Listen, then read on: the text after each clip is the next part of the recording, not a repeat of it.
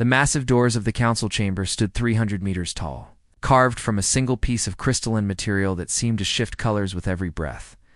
Ambassador Marcus Webb stood before them, his hands steady despite the weight of what was about to happen. Behind those doors waited representatives from 247 different species, each one more ancient and powerful than humanity could imagine. This was the moment Earth had worked toward for 5 years. The moment they would ask to join the Galactic Union as equals. The doors opened slowly, and Marcus walked forward into a chamber so vast it had its own weather system. Clouds drifted near the ceiling, kilometers above his head. The floor beneath his feet was transparent, showing stars streaming past below. Around him, in circular tiers that rose like an amphitheater, sat the alien representatives. Some had too many eyes. Others had none at all. Some breathed atmospheres toxic to humans. Others existed as pure energy contained in geometric fields. Marcus walked to the center platform alone. Every step echoed in the perfect acoustics of the chamber. He could feel hundreds of alien eyes tracking his movement, studying him like a specimen under glass. When he reached the center, a spotlight activated, bathing him in light while the rest of the chamber remained in shadow. It felt deliberate, intimidating, a reminder of how small humanity was compared to the vastness of the galactic community.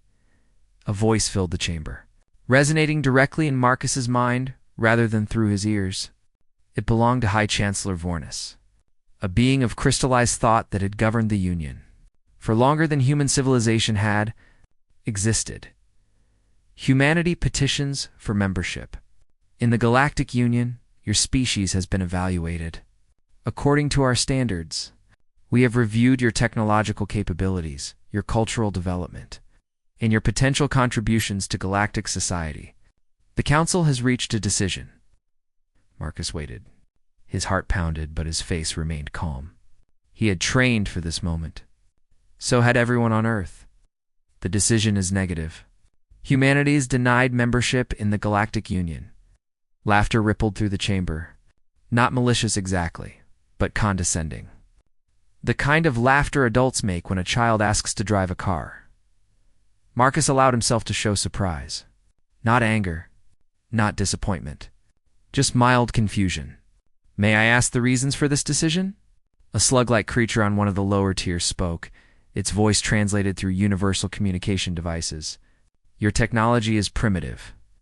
You did not develop faster than light travel. We gave it to you as a gift. Your weapons are chemical rockets and atomic bombs. Your people still die from biological aging.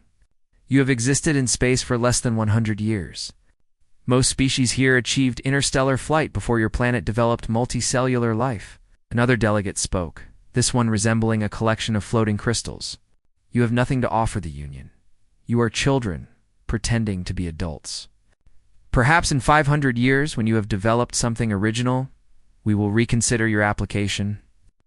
Marcus nodded slowly, as if accepting their judgment. Inside, he felt a surge of satisfaction. Everything was going exactly according to plan.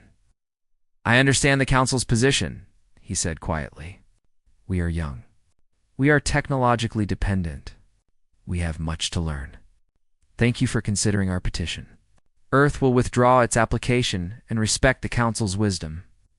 High Chancellor Vornis seemed surprised by the easy acceptance. Most rejected species argued or made threats. A mature response, Ambassador. The Council appreciates your understanding. You may depart. We will review humanity's status again in 5 centuries. Marcus bowed respectfully and turned to leave.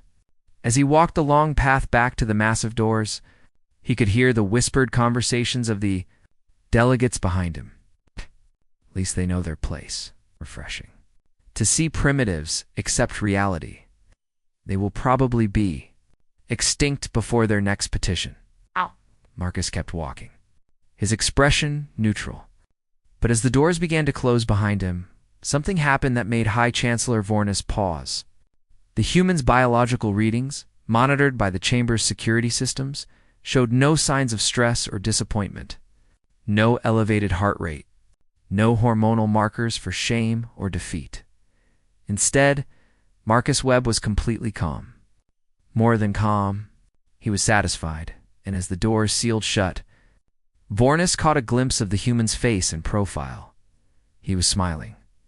Marcus returned to the human ship. Waiting in orbit around Nexus Prime, the Union's capital world. The moment he entered the command center, Captain Lisa Reeves looked up from her station. "They rejected us?"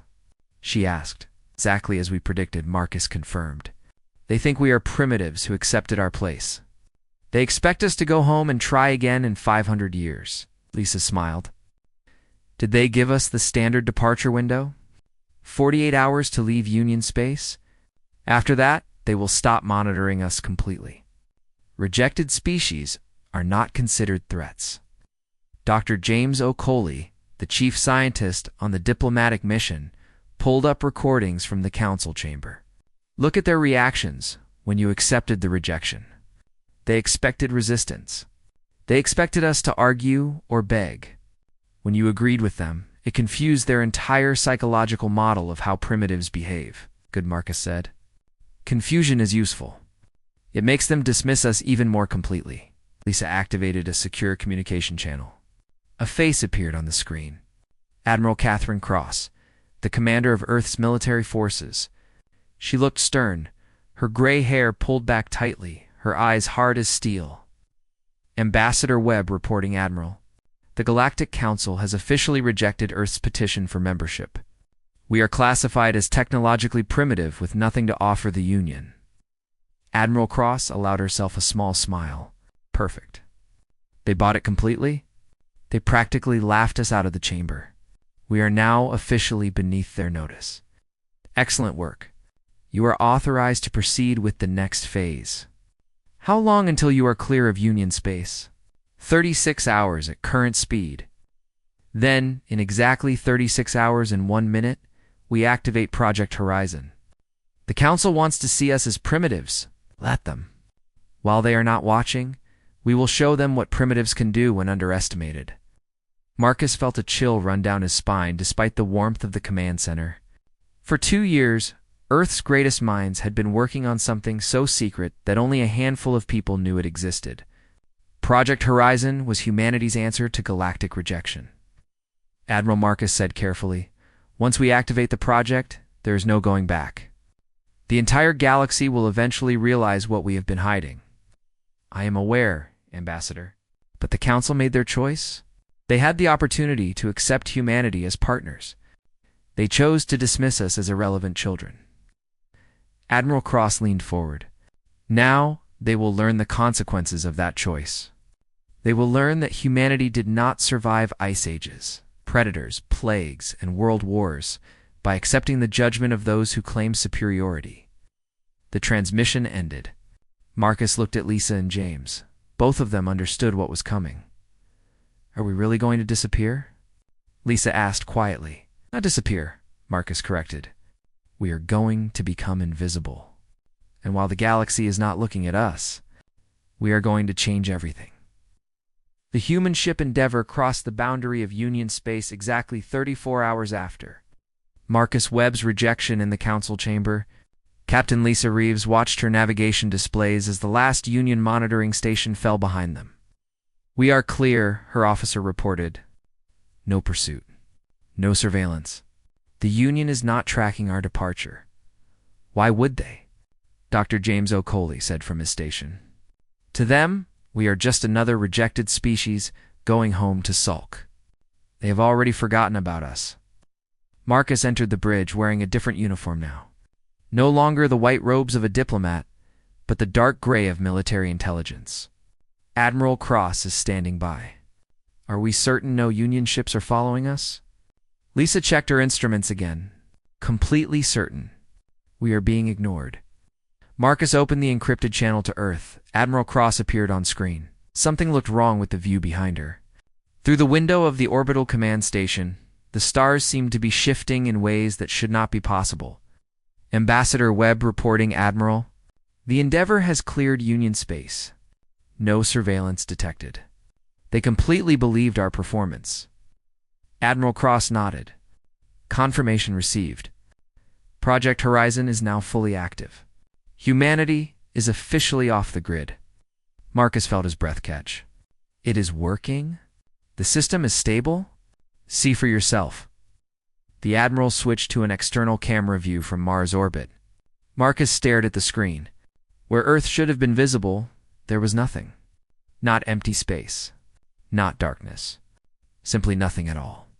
The sensors showed no planet, no moon, no sign that Earth had ever existed. The veil is deployed, Admiral Cross said. From any external observation point, the entire Sol system no longer exists.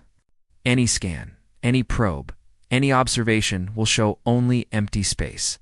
Earth, Mars, all the planets, gone from the galaxy's perception. Dr. Okoli leaned forward, his eyes wide with disbelief and wonder. The quantum masking field is holding. Perfectly stable. Dr. Rodriguez says the field draws power from zero-point energy. As long as the universe exists, the veil can exist. Lisa felt cold fear mixed with excitement. How long can we maintain this? Indefinitely. We are not invisible. We are something better. We are removed from observable reality. The galaxy cannot just fail to see us. From their perspective, we were never here at all. Marcus sat down slowly. The weight of what they had accomplished settled on him. The Council called us primitives because we use chemical rockets and borrowed technology.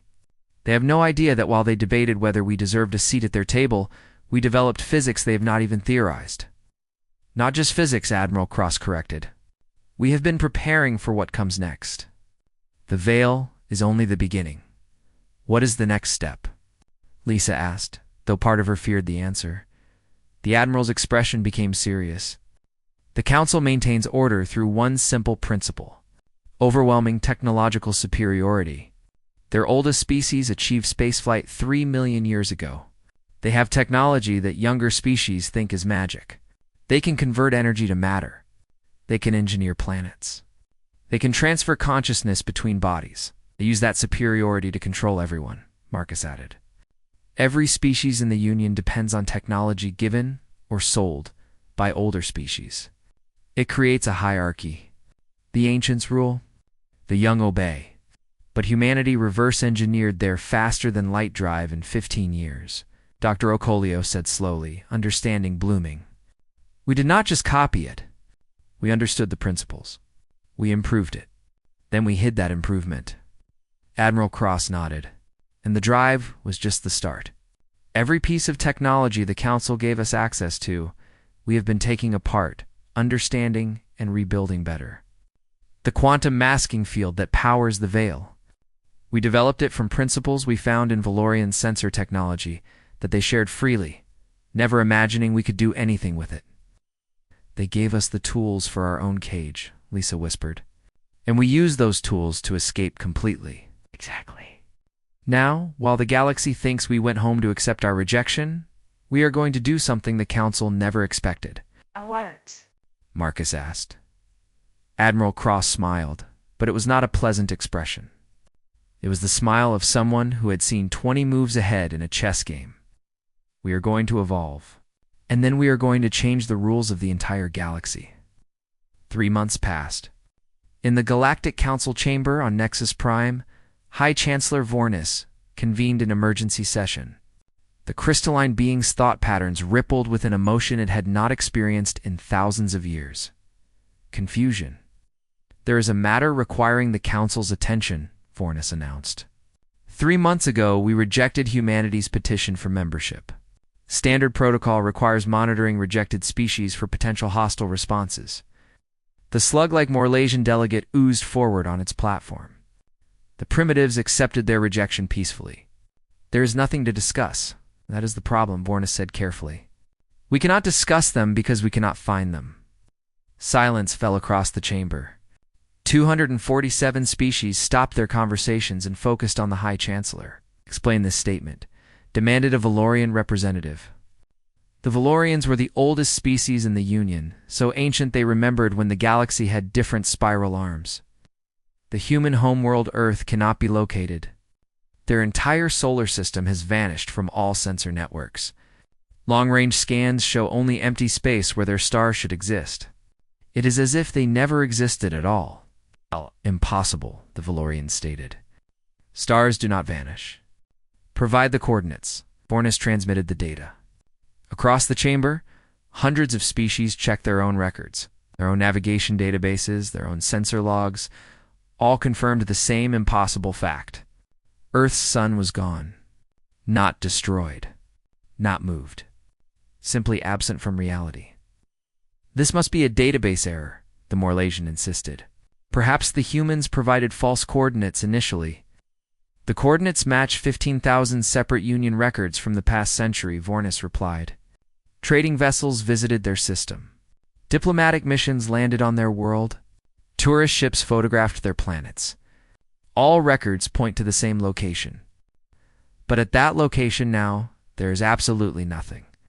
A reptilian delegate spoke, its voice uncertain. Could they have developed cloaking technology at the planetary scale? In 3 months? After being rejected for technological primitiveness, the Morlasian's voice dripped with scorn. Impossible. They barely understood the drives we gave them. High Chancellor Vornis was not certain. Something troubled the ancient being. A memory from the judgment chamber. The human ambassador's biological readings as he departed. He had not been defeated. He had been satisfied, almost pleased. I am issuing a council directive, Vornis announced. All Union vessels must report any contact with human ships immediately. All sensor networks will flag any trace of human genetic markers or technology. And we will compile complete records of every technological exchange we had with humanity over the past century. You believe they are hiding deliberately? The Valorian asked. I believe we may have made an error in our assessment. We saw them as primitives because they admitted being primitive. We saw them as dependent because they used our technology openly, and now I wonder what they were really doing while we were not watching them. Far away, in a solar system that no longer officially existed, humanity prepared for the next phase of their plan. Earth hung in space, invisible to the galaxy, surrounded by construction that had been hidden for years. Orbital platforms the size of moons. Weapon systems that made Union technology look ancient. Ships being built in secret shipyards. Admiral Cross stood in the command center, looking at tactical displays showing the entire galaxy. How many rejected species have we contacted? She asked. 47 so far, Marcus reported. Everyone had the same story. They applied for Union membership. They were rejected as primitives. They were told to try again in centuries. How many have accepted our offer? All of them. They are ready to follow our lead. Admiral Cross nodded. The pieces were moving into position. The council thought they had rejected humanity. They had no idea they had created their own worst nightmare. An enemy they could not see, could not find, could not predict, and an enemy that was not alone. 6 months after Earth vanished from the galaxy's perception, the first crisis struck the Galactic Union, the Kryn Confederation, a species controlling 17 star systems near the galactic rim, transmitted a message that shocked the Council. We are declaring independence from Union authority. We will no longer pay tribute. We will no longer follow Union law. We are free. High Chancellor Vornis convened an emergency session immediately. The Valorian elder, whose species had ruled the galaxy for millions of years, spoke with absolute confidence. This rebellion will end within days. The Confederation uses Union-licensed technology. We control the activation codes for their defensive systems. We own the access keys to their faster-than-light drives. They cannot resist us. It should have been simple. The Union had crushed rebellions before using the same method. A species would declare independence, then their own weapons would shut down remotely. Union peacekeepers would arrive, remove the troublesome leaders, and restore order, quick, clean, effective. The Union fleet arrived at Kryn Prime 3 days later. 200 warships representing the most powerful species in the galaxy. Weapons capable of shattering planets. Shields that could withstand starfire. Against them, the Kryn had 40 outdated cruisers with second-hand weapon systems. It should have been a massacre. Admiral Quex commanded the Union fleet from his flagship. He had orders to be swift and brutal. Show the Kryn and every other species what? Happened when you defied the Union. The fleet dropped out of faster-than-light travel at the edge of the Kryn system. Immediately, every sensor began screaming warnings. Unknown energy signatures detected, the science officer reported. The Kryn ships are generating power readings far beyond their documented capabilities. Possible, Quex said. Our records show their exact specifications. They cannot have upgraded without us knowing, Admiral. I am reading the signatures correctly. Their power cores are generating energy levels comparable to our own dreadnoughts. Before Quex could respond, every Union ship lost power simultaneously. Reactors died. Weapons went offline. Shields collapsed. Even life support flickered and failed. Quex grabbed the emergency communication system, which ran on independent batteries. He managed to send one transmission before that, two went dark. Unknown technology. Not Kryn design. Someone else is helping them. Someone with capabilities beyond the message, cut off as the last power reserves died. 200 Union warships floated helplessly in space, while the Kryn fleet, powered by technology that should not exist, moved in to capture them on Earth, hidden behind the veil that made them invisible to the galaxy. Admiral Cross watched intercepted transmissions with cold satisfaction. The quantum power cores worked perfectly, reported Commander Rachel Torres. She led the new division responsible for unconventional warfare. The Kryn installed our replacements 3 months ago. When the Union fleet arrived, their electromagnetic signatures triggered the cascade exactly as our models predicted. What is the status of the Union ships? Admiral Cross asked. Dead in space. No power, no weapons, no propulsion. Their sea? Ruse are alive but helpless. The Kryn are towing them to detention facilities. Dr. Okolio, who had returned to Earth after the diplomatic mission, looked troubled. The Union will realize someone helped the Kryn. Technology does not advance this quickly naturally. Let them realize, Marcus said. He had been promoted to Director of External Operations, a position so classified it did not appear on any official record. We have already contacted 47 other rejected species. Everyone tells the same story. They applied for membership. They were rejected as primitives. They were told to wait centuries before trying again. How many accepted our offer of help? Admiral Cross asked. All of them. The Kryn were just the first test. Within weeks, 12 more species will declare independence, all equipped with our technology, all prepared to defend themselves. Lisa Reeves, now commanding Earth's first true warship called Defiance, studied tactical displays. The Union has 600 warships total. We neutralized 200 today. That still leaves 400, which is why we moved to the next phase, Admiral Cross said. She displayed a star chart showing dozens of systems highlighted in blue. These are Union logistics hubs, manufacturing centers, supply depots. Every warship depends on these systems for ammunition, replacement parts, and fuel. You want to cut their supply lines, Dr. Okolio said, not us directly. Our allies will do it. The Kryn will strike 3 hubs simultaneously next week. Other species will hit different targets. The Union military is vast but slow. It was built to intimidate, not fight a distributed insurgency across hundreds of systems. Marcus walked to the observation window overlooking Earth. 3 million years. The Union maintained order through one principle. We are superior, you are inferior, accept your place. They never faced an enemy that rejected that premise completely. But we are not fighting them directly, Dr. Okolio protested.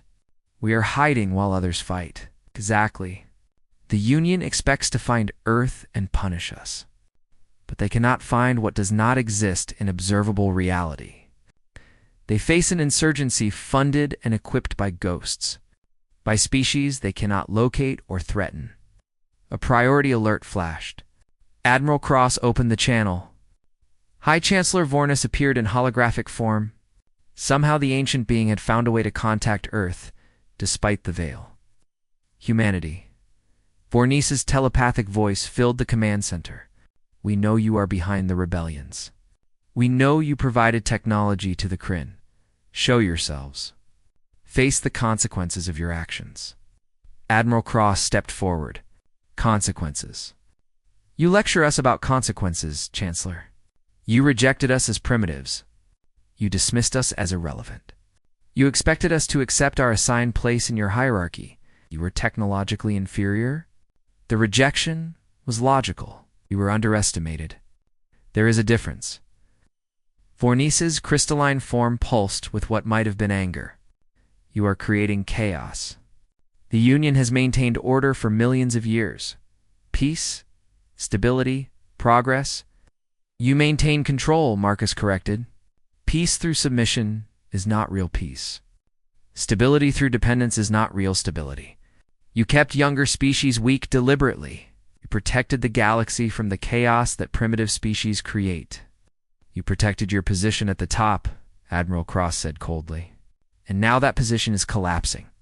Not because we are attacking you, but because we are showing other species they do not have to accept your judgment as final. If you continue this path, we will have no choice but to use extreme measures. We have weapons that can sterilize planets, that can ignite atmospheres, that can destabilize stars. Do not force us to use them. The command center fell silent. Everyone understood what. Vornis was threatening genocide, the complete destruction of any species that continued rebelling. Admiral Crust did not flinch. If you use those weapons, Chancellor, you prove everything we have been telling the other species. That the Union is not a protective authority. That it is a tyranny willing to commit mass murder to maintain control. Then what do you want? Why hide? Why not build your military and challenge us openly? Because we learn from human history. Empires do not fall to direct military confrontation. They fall when their subjects stop believing in their right to rule. We do not need to destroy the Union, Chancellor. We just need to show the galaxy that your dominance is not inevitable. That younger species are not permanently inferior. That the hierarchy you built is a choice, not a law of nature. The transmission cut off abruptly. Dr. Ocolio released a breath he had been holding. They will devote everything to finding us now. Let them search, Admiral Cross said. They are looking for a species hiding in fear. They have no idea we are preparing to do the opposite. What is the opposite of hiding? Lisa asked. Marcus smiled without humor. Revealing ourselves. But not as the species they remember. When we drop the veil, the galaxy will not see primitive humans with borrowed technology. What will they see? Admiral Cross pulled up classified files. A civilization they cannot predict, cannot control, cannot defeat? We have 3 months before the next phase begins. By then, the Union will be dealing with 50 rebellious species, broken supply chains, and internal political chaos. They will be desperate and searching for someone to blame. And that is when we appear, Marcus said, not as beggars asking for membership, not as rebels hiding in shadows, but as something the Union has never encountered in 3 million years of ruling the galaxy. What is that? Dr. Ocolio asked quietly. Admiral Cross's expression was carved from stone, equal. 9 months after Earth disappeared, the Galactic Union faced a crisis that threatened its very existence. 73 species had declared independence. Union supply lines were collapsing. Peacekeeping fleets found themselves outmatched by former 6th species wielding weapons that should not exist. The ancient hierarchy that had ruled the galaxy for millions of years was fracturing, and the Council still could not locate the source of the rebellion. Hi, Chancellor. Ornes stood before the Valorian elders in a private chamber. These 3 beings were so ancient they remembered when the galaxy had a different shape. They had witnessed the birth and death of entire civilizations. We have traced the technology, Vornis reported. Every rebellious species received similar upgrades. Power cores using zero-point energy extraction, weapons that bypass our defensive shields. Neural interfaces that ignore our override codes, all of it shares common design principles. The humans, the elders said in unison. Their voices blended into one ancient sound. Obviously, but we cannot find them. The quantum masking technology they deployed is beyond our ability to penetrate. We have scanned their solar system coordinates with every sensor we possess. We detect nothing, not even the spatial distortions that cloaking usually creates. Then we forced them to reveal themselves. How? The three elders conferred in a language older than most species in the galaxy. When they spoke again, their decision was absolute. We make an example. Choose the most defiant of the rebellious species. Give them one chance to surrender. When they refuse, we use the stellar purge. Vornis recoiled. Even for an ancient crystalline being, the suggestion was horrifying. The stellar purge has not been used in 2 million years. Not since the Tharkan Rebellion. Not since we needed to demonstrate the true cost of defying Union authority, the elders corrected. The humans think they can hide and create chaos without consequences. Show them what defiance costs. Destroy an entire star system. Leave nothing. Make it so complete that even these hidden humans will understand the futility of resistance. Which species do we target? The Kryn. They rebelled first. They will serve as the example. On Earth, the command center erupted when the intercepted communication arrived. Captain Lisa Reeves stared at the decoded message in disbelief. They are going to do what? Stellar Purge, Marcus confirmed, his face pale. It is a Valorian weapon from their ancient wars. It triggers a cascade reaction in a star, forcing it to go supernova regardless of its natural life cycle. Everything in the system is destroyed within hours. The Kryn have 40 billion people, Dr. Okolio whispered. Their independence was our idea. We gave them weapons. We encouraged them to rebel. And now the Union will kill them all to make a point, Admiral Cross finished. She stood at the command table, her hands gripping the edge so hard her knuckles turned white. Can we evacuate 40 billion people in 72 hours? Impossible, Rachel Torres said. Even with every ship we have, we could not move that many people in time. Not impossible, said a new voice. Dr. Margaret Rodriguez entered the command center. She was the physicist who had designed the veil, the quantum masking system that made Earth invisible to the galaxy. Admiral Krauss demanded. The veil does not just hide things. It creates a pocket of causally disconnected spacetime. We used it to remove Earth from observable reality. But if we invert the quantum field structure, we can do something different. Marcus understood immediately. You want to move the entire Kryn system, not hide it. Physically relocate it, not move exactly. More like copy and delete. We create a quantum snapshot of the entire system, every planet, every person, every atom. We place that snapshot in a new region of space. Then we allow the original location to be destroyed. From the Union perspective, the Purge W. Orcs. From the Kryn perspective, they wake up in the same system, but in a completely different location. That is insane, Lisa said. The energy requirements alone are achievable if we drop the veil around Earth temporarily. We redirect all that power to the Kryn system. It will require every quantum computer we built working in perfect synchronization. Every physicist we have calculating in real time. Perfect execution. But it is possible. Admiral Cross looked at her. If we drop the veil, even for a few hours, the Union will detect us. They will know exactly where Earth is. I know. They will send everything they have. Every warship. Every weapon. They will try to destroy us. I know, Dr. Rodriguez repeated. But we were not going to hide forever. The plan was always to reveal ourselves eventually. This just happened sooner than we wanted. The command center fell silent. They had planned to emerge on their own terms, at their chosen moment. This was different. This meant exposing Earth to save a species they had armed and encouraged to rebel. Marcus spoke quietly. If we do not do this, 40 billion people die because we convince them to stand up to tyranny. That burden falls on us. Admiral Cross closed her eyes. Command had never felt heavier. Dr. Rodriguez, how long do you need? 68 hours to deploy the quantum relay network around the Kryn system. The actual transfer will take for hours. It leaves no margin for error. If the Valorian fleet arrives early, then we are exposed and the Kryn die anyway. Admiral, there is no safe choice here. Admiral Cross opened her eyes. Her decision was made. Signal the Defiance in her battle group. Jump to Kryn immediately and deploy the relay network. Signal our allies among the rebellious species. Tell them what is happening.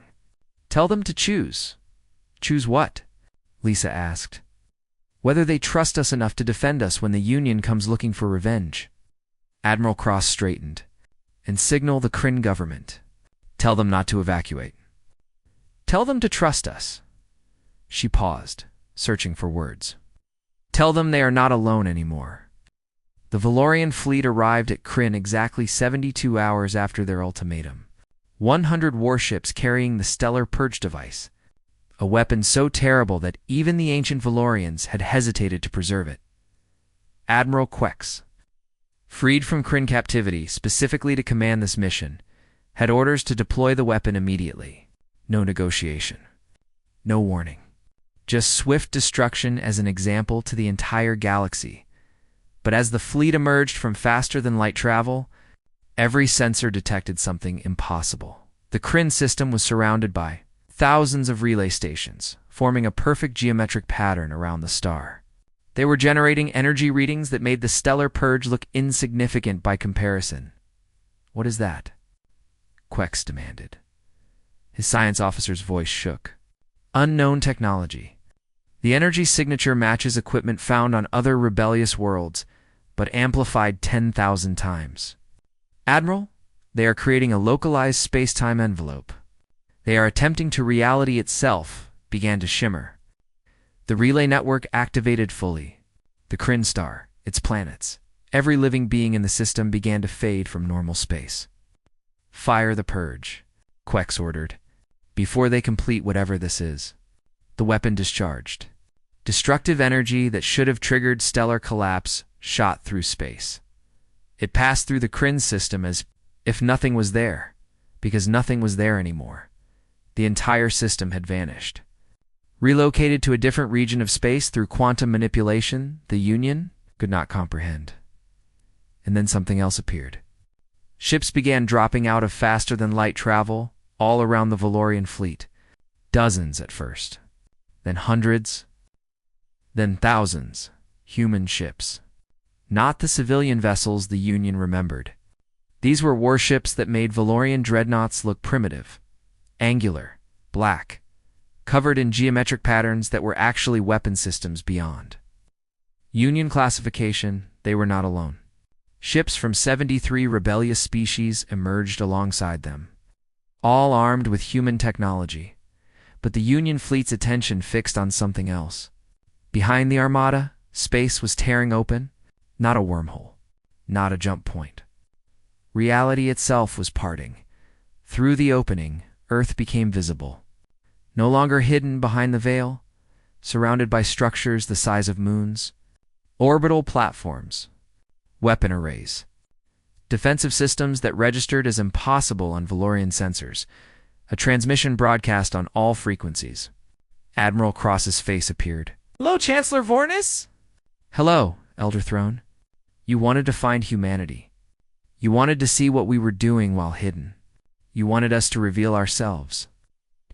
She paused. Here we are. Admiral Quex stared at his displays.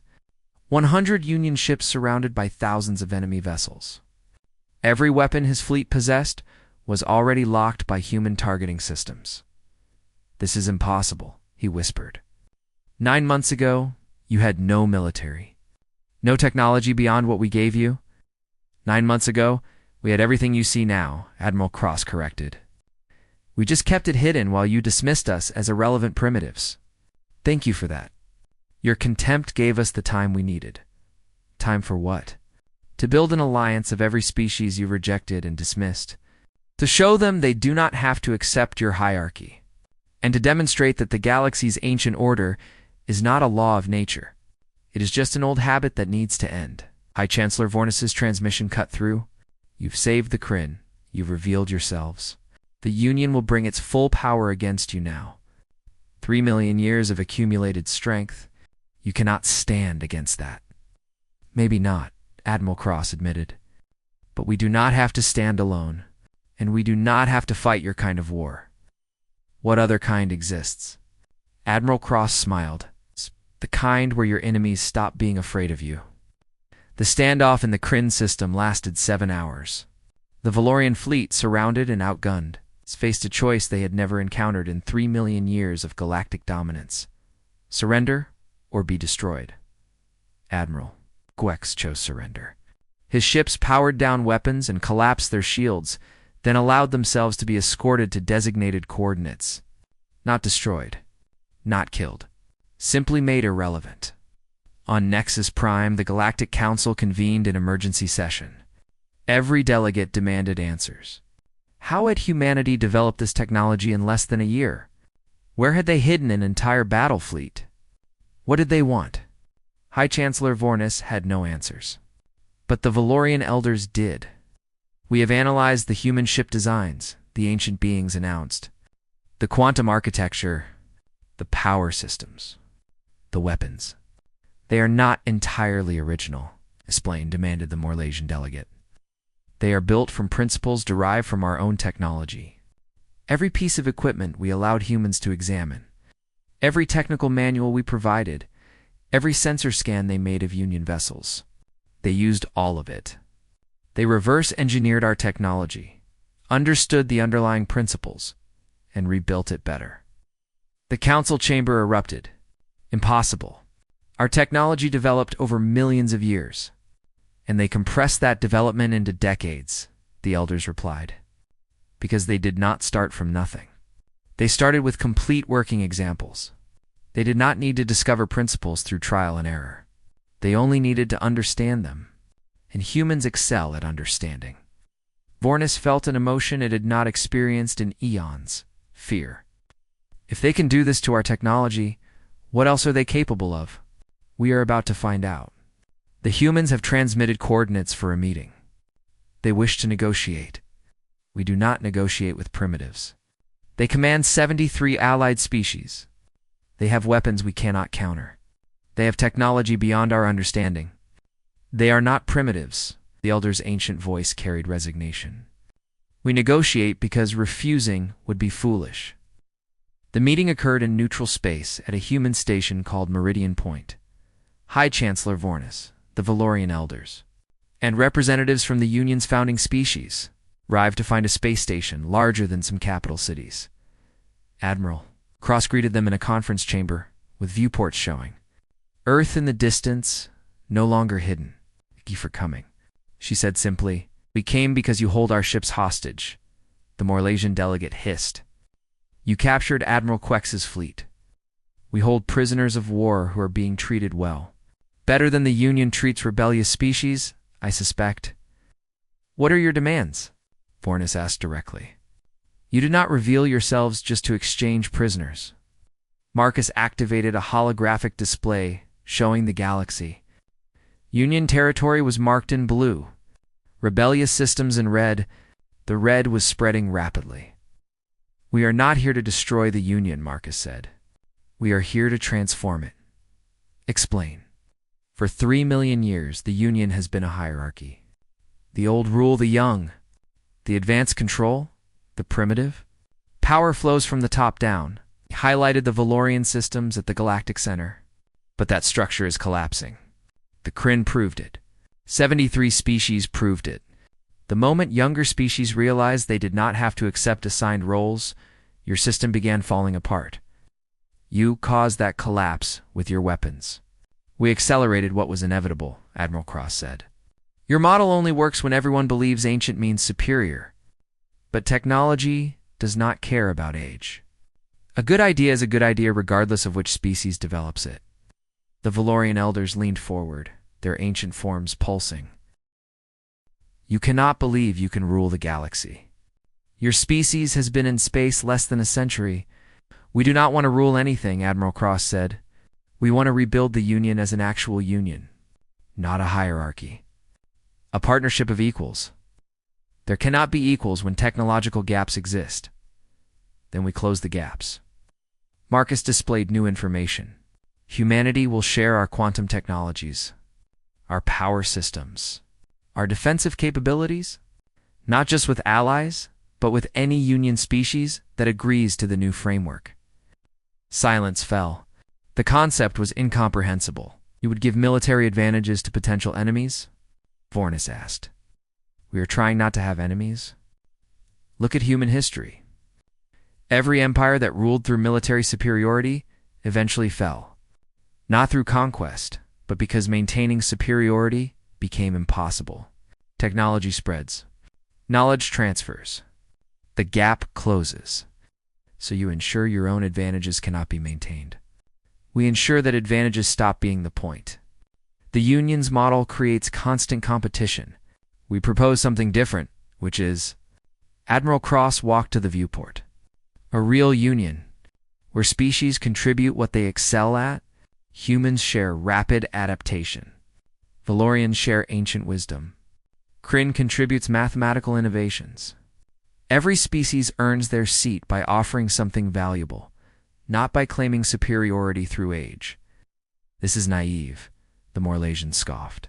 Species always compete. The strong always dominate the weak, maybe Marcus admitted. But we are betting that if the weak stop being weak, competition becomes cooperation.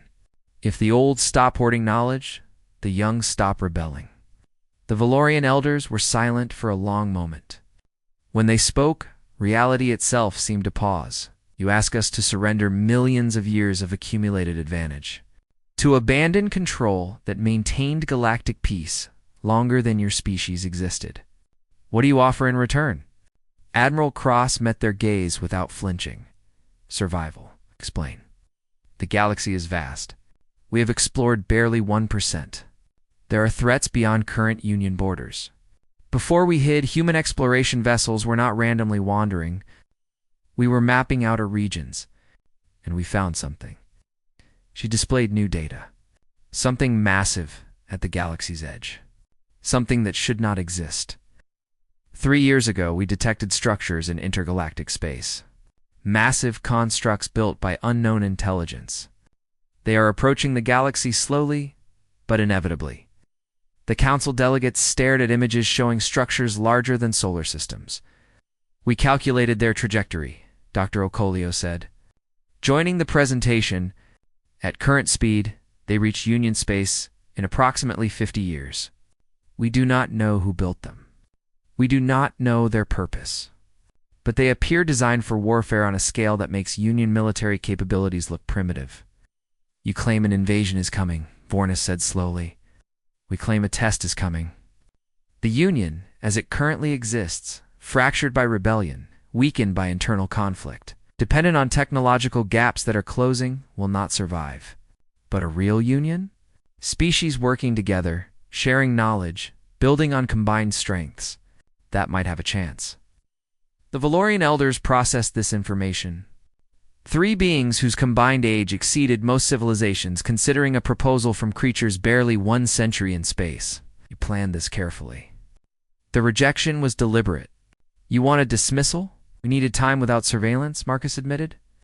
We needed to develop technology and build alliances without constant monitoring. Your contempt was useful. You manipulated us. We understood you. Different thing. Long silence followed. Finally, Vornis spoke carefully. If we agree to restructuring, what guarantees prevent humanity from assuming dominance? Admiral Cross pulled a small device from her pocket and placed it on the table. This is the quantum key to the Veil, the technology that hid Earth. It contains complete technical specifications. Every detail of how we disappeared. She slid it toward Vornis. We are giving you the advantage that made everything else possible. Because we do not want advantages. We want allies. The Morlasians stared. This is deception. It is good faith. Verify the data. Build your own veil if desired. We are not maintaining superiority through secrecy. We are proving cooperation works better than domination. The Valorian elders took the device. For beings millions of years old, the gesture seemed almost hesitant. Your species is either remarkably foolish or remarkably wise.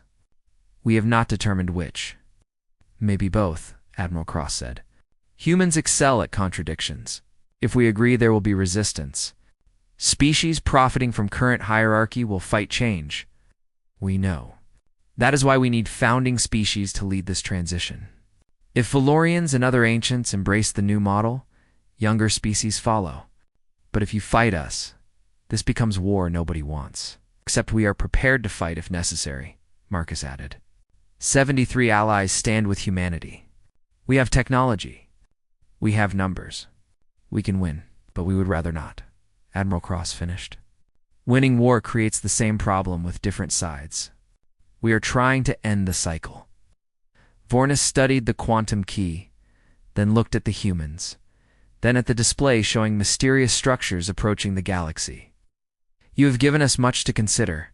The Council will deliberate, we understand. But Chancellor, those structures arrive in 50 years. We need to start preparing now. Not as competing species, but as a united galaxy facing external threat. The meeting ended. Union delegates departed. On Earth, Admiral Cross collapsed into a chair. Will they agree? Lisa asked. Unknown. We gave them the Veil technology. We showed them the external threat. We offered partnership over domination. If they are truly wise, they accept. And if not, Admiral Cross looked at tactical displays showing human fleets and allied forces. Then we fight. We win. We implement the new model anyway, just with more casualties. But I hope they choose wisdom. 3 weeks later, High Chancellor Vornis transmitted a response. The Galactic Council, after extensive deliberation, agreed to restructure the Union. Hierarchy would phase out over 10 years. All species, regardless of age or technology, would have equal representation. Knowledge sharing would become mandatory. But one condition existed. Humanity must lead defense preparations against the external threat. You discovered it? You understand urgency. You have proven capable of rapid innovation. We will share resources, knowledge, and military forces. But we need your species' unique adaptation ability. Admiral Cross felt the weight settle on her shoulders. We went from rejected primitives to species defending the galaxy in 1 year. That happens when you reveal yourself, Marcus said. People notice. Are we ready to lead galactic defense? No, but we will figure it out. That is what humans do. Admiral Cross looked at Earth, visible again after months hidden. Ships from dozens of species were arriving to begin cooperation that seemed impossible months before. The Council had smirked when humans left their judgment chamber, dismissed as primitives with nothing to offer. They had not realized the dismissed and underestimated could become exactly what the galaxy needed. Not rulers, not conquerors, but partners willing to share strength rather than hoard it. As joint Union human research vessels began their journey to investigate mysterious structures at the galaxy's edge, Marcus stood beside Admiral Cross watching history reshape itself. Can we actually do this? Create a real galactic union.